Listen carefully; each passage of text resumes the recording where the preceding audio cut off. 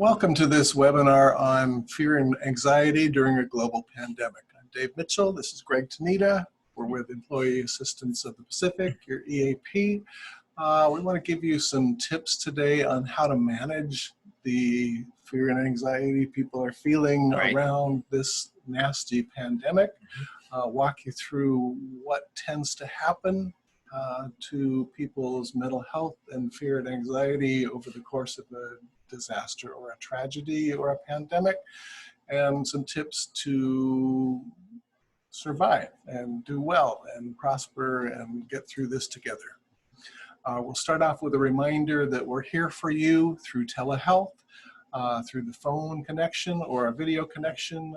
You can reassure your coworkers and your employees that we're here for them through the phone and video to keep them safe as well as us safe. What's interesting is because of the pandemic, recently more people have been calling in, right? And I think a lot of people are getting used to it, comfortable with it. So it's a very good vehicle. We hope that continues over time.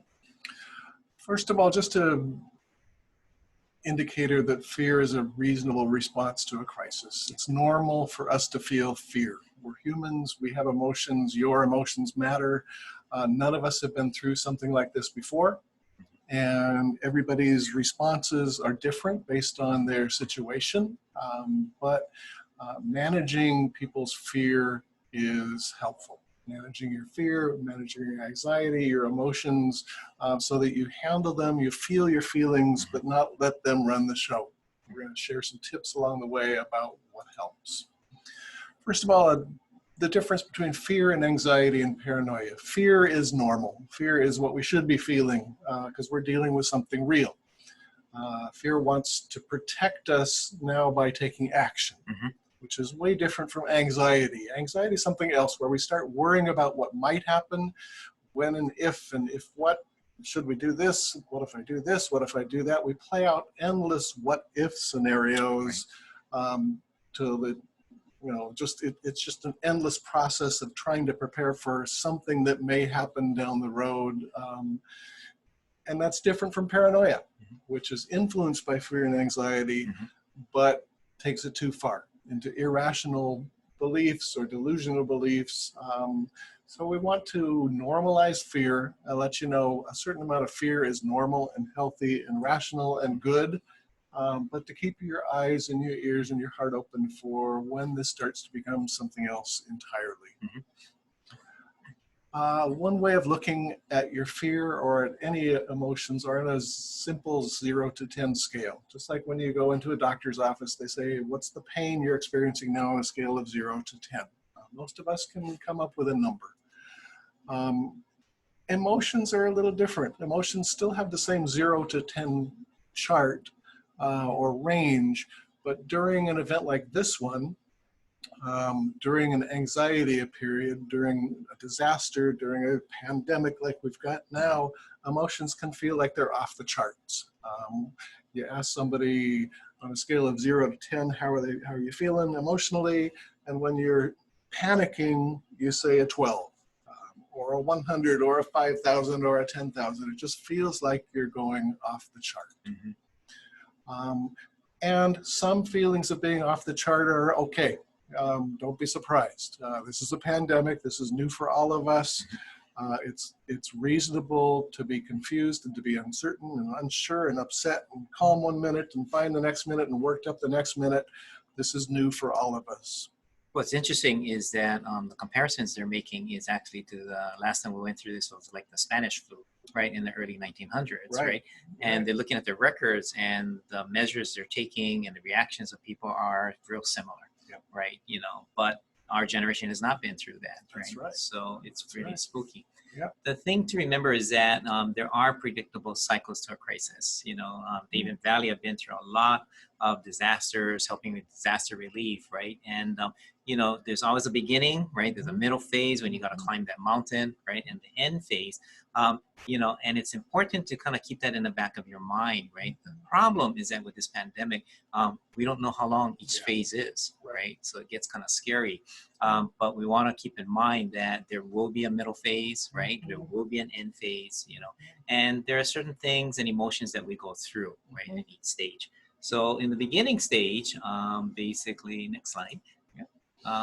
Right, you can go into shock and disbelief, right? You know, and of course, on the other side, fear and confusion, right? And so, what shock and disbelief can look like is basically where someone is in denial, right? They're rationalizing, it's not that big a deal, right? Or, you know, they can actually go into a freeze position, right? You know, when we're in fear, you can go into fight, flight, but it's also freeze, right? And freeze is not necessarily bad if it's very short and contained, right? But if it's not, right, it gets prolonged, it could be in trouble. And then, like Dave said, right, we can go into fear, right, you know, but it's the overreaction to the fear, right? That's when it can get dangerous. So again, these are normal things that happen in the beginning. The main thing is we acknowledge them and we push through it. Now, what indicates the middle part is when we start, right? It's not when we start the climb, it's when we're in the middle of the climb, right? And we're challenging, we're meeting the crisis head on, you know, but there's some bumps as you're going through it, right? And sometimes you get tired, right? Because you don't know the intensity or the length of this phase, right? And so at some point, sometimes negative thoughts pop in, like, oh my God, right? It's never going to end, right? I don't know if I can handle this, right? And those kind of doubts happen, and that's not necessarily bad, right? Again, it depends on the duration, right? You know, and it's whether you deal with that by yourself, right? Or you start sharing that, find out other people are going through the same thing, and then you push through together, right? The end part usually comes a little after you reach the tipping point, right? So you hit the peak, you're coming on a downslope. And that's when, you know, again, a lot of exhaustion, right? Because of all the effort to get up that hill. But it's also time for self-care. But then as everything comes down, you want to reflect, right? Self-reflection is critical because you want to know what you learned, right? So you can take the lessons with you, right? And then change things with some of the errors, of course, we're going to be making through this process. And we're recording this training at the beginning of April. We're just in the beginning of this process. Right. You know, we're going to be hitting the middle soon, and that's going to, you know, nobody knows how long that's going to last. That could be months until we finally feel like we're in the end of this. Right. And so we wanted to give you a slight model, right, to kind of gauge, right, although we're still muddling through it, right? And so what we did is took the general adaptation syndrome by Hans Selye, and he was a physician that actually studied the body and said, look, there's something that happens in stress, right? And so let's look at how the body responds to that. So if you look on the left, on the y-axis, you'll see that it measures resistance to stress. If you look on the x-axis on the bottom, it's by time. So you'll see how stress, right, goes over time, and the alarm, resistance, and exhaustion phase, right, is pretty similar to the beginning, middle, and end phase, right? And so what you see is that actually, you know, you see the normal reaction, and then there's a dip. Yeah, and that's kind of the shock phase. Yeah, and it's really kind of, I mean, people are in disbelief, right? What the heck is happening? We don't have any frame of reference for this, right? But then you drop into that shock phase where you can have your body respond, right? You know, just like anxiety, increase heart rate, increase respiration, decrease blood pressure, because the fear and anxiety is pumping up. But again, right, if it's short-lived and we walk through it, right, with support, we start coming up, right? And then we go into the anti-shock phase, right? So what's interesting is when this general adaptation syndrome, we overlaid it with some psychological pieces from John Leach. And he's interesting because he's a psychologist that actually did his work and studied about survival psychology, right? And how people actually respond to disasters, you know. And his interest started partly because he was also one of the survivors of the King Cross on the railway station fire in London. And what his reaction was is he saw this really thick smoke coming out from the tunnels, and immediately he just turned and started to run, right? And so a bunch of people started running with him, running out of the tunnels, smoke behind them, right? But he was incredibly surprised when he saw people still walking in, even though they saw the smoke coming out, right? And even greater surprise where some people were actually directing people, yes, you can still go into the subway, right? You know, and he's going, there's got to be something here. And as he started to research it, he went, okay, this is actually real common, right? So if you look at the red indicators, basically what he found is that 10% of the people will actually stay really calm. They're very calm, they're rational, right? And they're action oriented. So they actually don't go through the disbelief, the fear and anxiety, and they really start moving. Your first responders Yeah, and exactly. Right. ER physicians and that sort of thing jump right in because they're used to crises. Yeah, and that's what we need from our leaders, right? You know, someone who can see the situation and start moving. Yeah. But that's only 10%, right? Yep. The vast majority, right? So it's us, right? You know, and the vast majority of our colleagues, right? And even our clients, right? The 80% is we go through that disbelief, shock, right? You know, and then the fear and the anxiety, and then we start to come out. Okay. But the thing that's dangerous about that is there's a thing called normalcy bias, okay, where, you know, this thing disrupts our whole life, right? You know, and all of our routines, right, that we keep us normal, right? And we want that back, right? And so we may respond a little bit to the crisis, but then when we don't see immediate danger, we try to revert back, right? And we see that now, right, with the shutdown, right?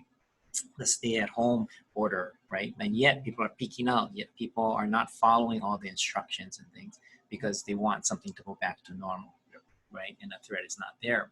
But eventually people will get it, right? And they get scared, and then, you know, so they go up and down a little bit, and then they'll jump into, and then they'll get into action phase, right? Which is good. So that's 80%, right? So that's a good thing. The other 10, the last 10% is the ones that get into panic and irrational part. And those are the ones you got to watch for, okay? Because, you know, they may actually just collapse, right? They can't move, they just frozen, right? Or sometimes worse than that is those people that really panic and get irrational and start directing people to do the opposite, right? And that's not healthy. And those people have to be contained because their panic can be contagious, right? And so we have to watch. And all those factors and emotions are going on in the alarm stage, right? But then we get into the resistance, you know? And as we're making the climb, right, it's still not unusual for people to go through a whole host of emotions, right? So still fear and anxiety pop up because the threat is real, right?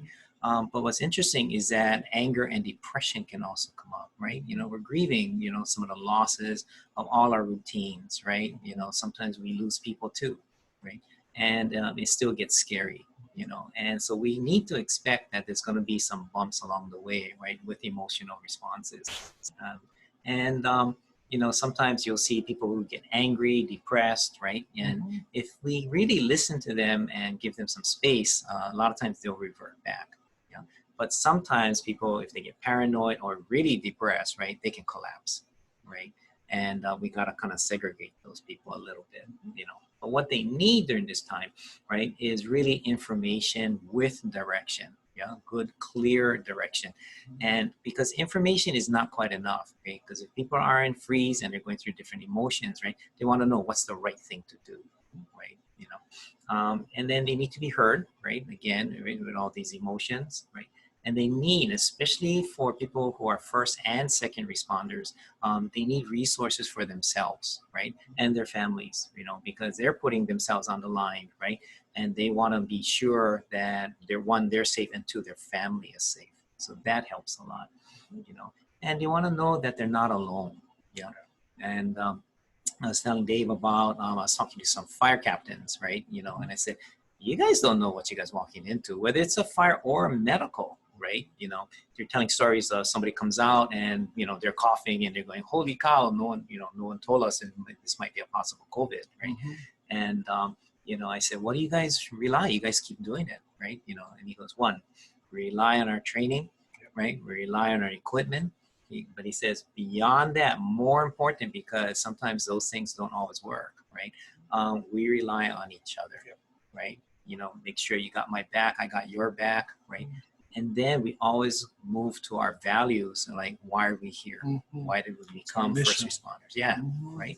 And it's so critical during these times, you know.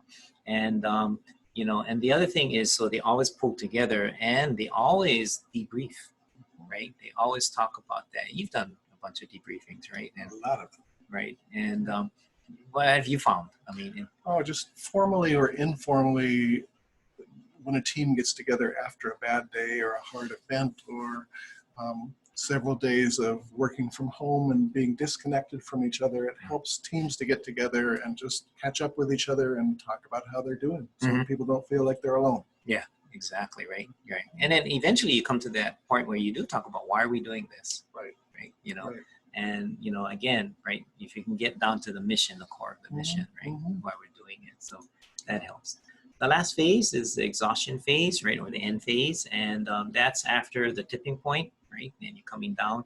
This is where self-care is real critical. Now, you're supposed to be doing self-care all the way through, right, but sometimes we do, sometimes we don't, right, but this definitely is a time when that's really critical.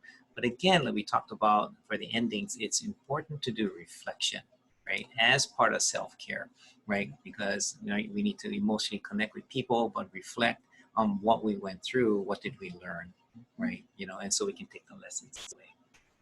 So keep in mind, given this chart right now, we're in a period of, most of us are either coming out of that stable period into some fear and anxiety.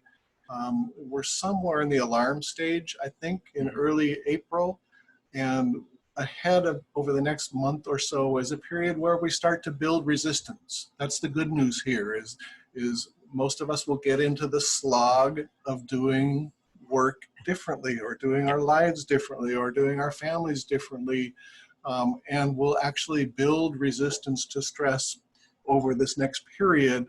And if we're not thoughtful, then we go downhill into the exhaustion stage. And we'll give you some tips on that as well, or we'll be here for you. Maybe we'll do another seminar in a month or 2 months as we start feeling people getting into the exhaustion stage on how to deal with that.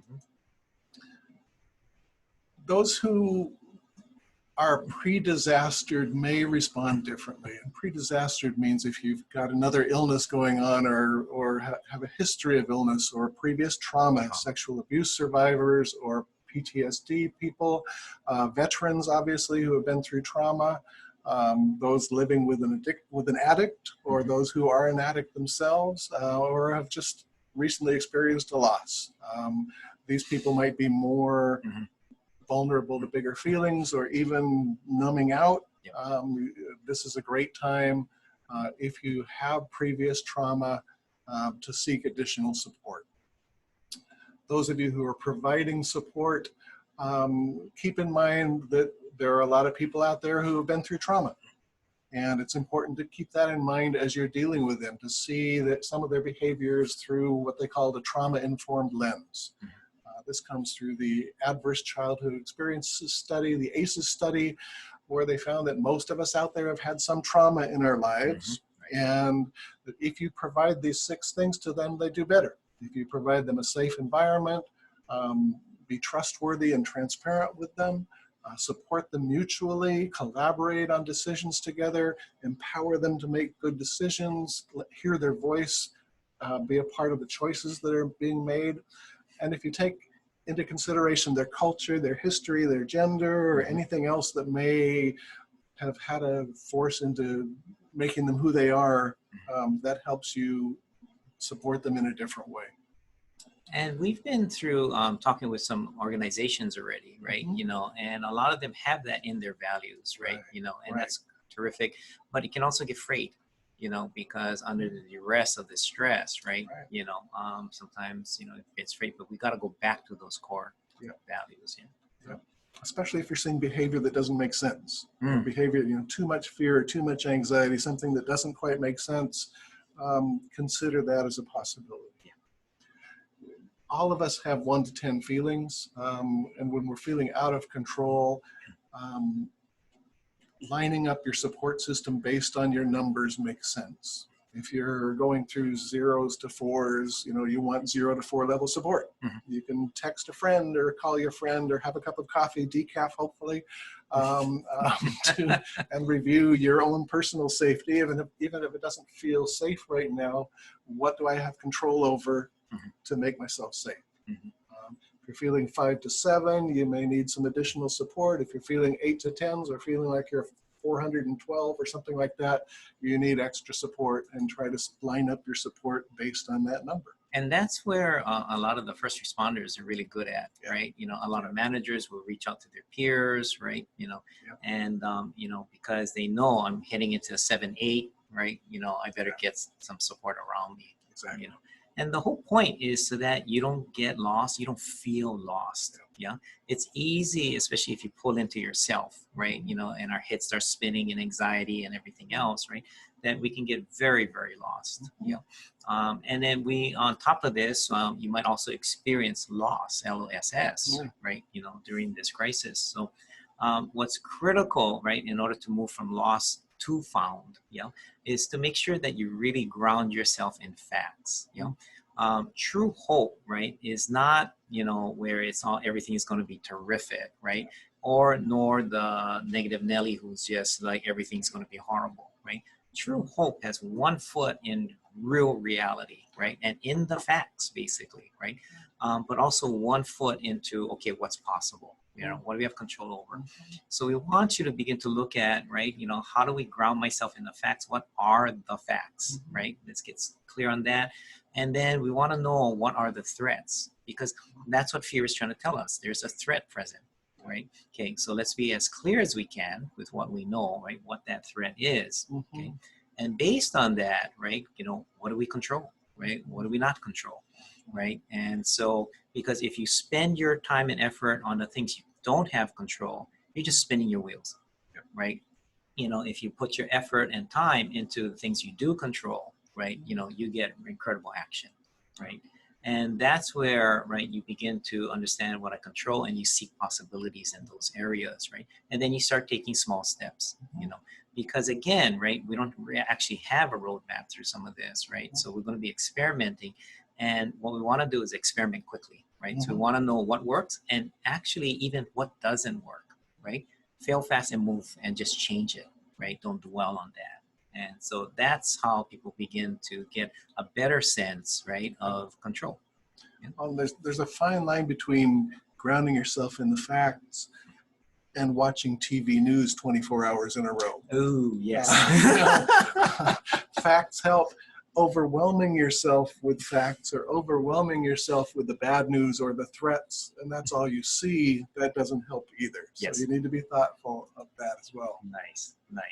Now, again, right, we got to live, especially, what's interesting, people in recovery for chemical dependency, right, they are always focused and treating people into the here and now, right? Let's not focus on the past, and regret, right, and dwell on that, nor do we just, worry about the future constantly, right? What's right here and now, what can I do safely right exactly now, right? And basically, right, we're going to act as if, right, as if a good future is coming, right? Any past errors can be managed in good time, right? But the main thing is we keep one foot in front of the other. So, okay. And then, as the threat gets closer, so next slide,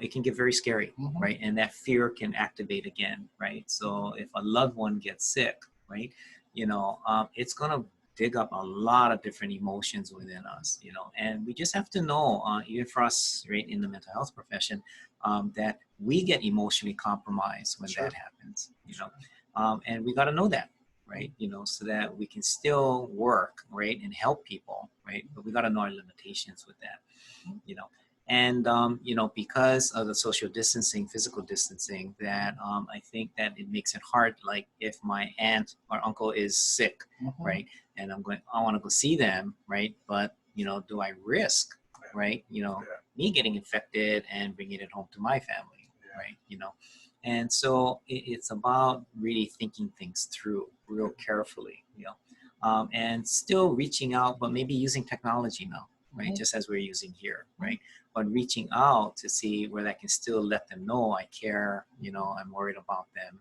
right, but then, but there's some restrictions that we still got to follow, and what's interesting is I was looking at social media and some of the memes that are going through in the front Italians, right, and one of the things that's going through is an email that says, hey, I'm staying home for you, right? I'm not going outside unnecessarily for you, right? I'm missing these events for you. It's not a selfish thing to do. Yeah. It's to take care of you. Right, right. Yeah. You know, and boy, I thought, wow, you know, that community is really starting to come together. Yeah. You know, and that's how they're doing it. You That's know, right. And they're ahead of us. They're singing from their balconies to each other and on the streets, and they're a little bit ahead of us in this curve, and we can learn some things from watching how other cultures are a little bit ahead of us. totally, totally, totally, absolutely.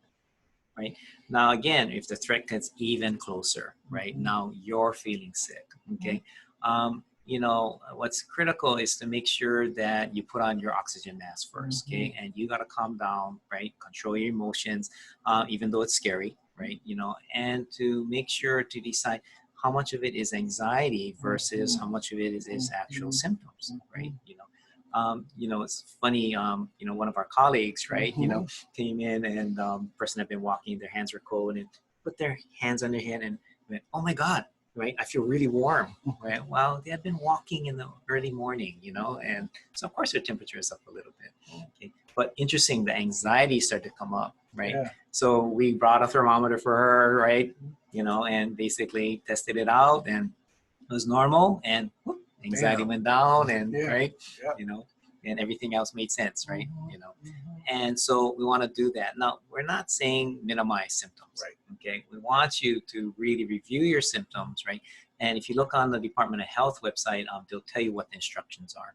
You know, really important, right? That you isolate yourself immediately while you seek information, right? So again, look up Department of Health, right? Look up their things, but you can also then call your healthcare provider, right? And they will guide you through those things. You know, more than Facebook might. Right, right. And I think, you know, like you said before, right, you know, sometimes social media, right, that kind of information might not be good, right, when you're feeling, you know, ill, right, you know, and it can really actually affect your mood, right, on top of your physical ailments and things. Right? So, you know, we want you to get positive, you know, and so we have this incredible list, right? Exercise, gratitude, journal, right? Journaling, meditation, creativity, you know, we want you to begin to do things, but also don't forget the basics, okay? You know, if we're sheltering in place at home, okay, our routines, right, are really kind of gone, right? Okay. And, you know, a lot of our cues for the routines, like what time to get up, right? When should I eat breakfast? When should I brush my teeth? When should I get dressed and get ready for work? A lot of those things may be gone, you know, and it disrupts us, right? You know, and so in addition to being positive, it's about kind of being very mindful about what you're doing in terms of recreating your routine, right? So you build in cues, right? You know, that funny story, right? That now the retail stores are selling more tops than bottoms, right? Well, let's do a cue where you put on both sides, okay? But these are some great ideas that you can do, right? In the meantime, in between, but don't forget the main routines part, right? Exercise, nutrition, right? You know, connection with people, right? You know, because even at work, right, that's a big social area, right? So even between, I'm doing things, I'm talking to Dave, talking to Valley, right? Talking to Beto. So it's really important that we take those breaks too, right? And we build those things in. And finally, just to wrap this up in a second here, just a reminder that this is real. You're not going crazy because you're fearful or anxious. Your feelings matter. These are unfathomable times. This is something new for all of us. We're all figuring it out together. And don't mask your feelings. Watch your use of drugs or alcohol. You don't want to numb out so you don't feel. But share your feelings with somebody safe. Do what it takes to increase your positive outlook and activities. Stay busy, stay connected. And finally, hopefully we will all become interesting old people someday, and this will just be one of the stories we tell to our loved ones. So make it a good story. You know, learn something, figure out something. We're all going to become experts on Zoom or telehealth or something along the way. Or sewing masks, right? Sewing masks, you bet. We're all learning new things along the way. So figure out what your story is in this and make it a good one. We also wanted to leave you with a reminder that we're here for you. Your EAP You've got counseling available through the phone or through a video connection. We'd be happy to set you up with an appointment with one of our 70 counselors across the state to get some support for you or your family members. It's totally free. It's totally confidential, and nobody at your company knows you've used our services. We also have legal and financial and elder care services available through the phone as usual. So there are a lot of ways we can help you. And all you need to do is call us at 808-597-8222, and we'll take good care of you. You can also access us through the website. We have some great information on our website on the coronavirus, tips, handouts you can download, websites you can check out with some great tips on working from home, on how to help kids. There's just a ton of resources out there that's available, and we want to be here for you. Any way we can support you, we're happy to do that. And call us up if you need to. Thanks for your time and energy in watching this video. I hope it was helpful. If you need anything again, please don't hesitate to give us a call, and take care out there. Okay, be safe. Aloha.